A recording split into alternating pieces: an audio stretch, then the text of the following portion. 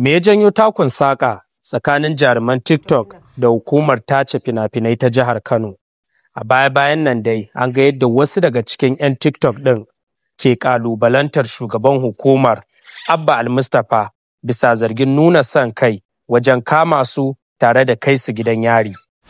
Wannan na zuwa ne bayan kamun da hukumar ta yi wa ɗan TikTok Ashiru Idris Mai Wushirya kan bidiyoyin da yake wallafawa tare da Abashiya 'yar guda. A wasu mabambantan bidiyoyi na celebritin na TikTok sun ce yana nuna musu tsangwama da son kai fiye da 'yan fim da aka kafa hukumar domin su.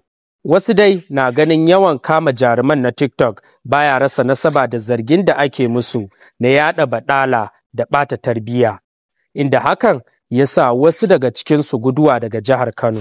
Sai dai Abba Al-Mustapha ya sha nanata cewa hukumar tace fina-finai ta Kano tana da hurumi akan abubuwan da 'yan TikTok ɗin ke wallafawa a shafukan sada zumunta.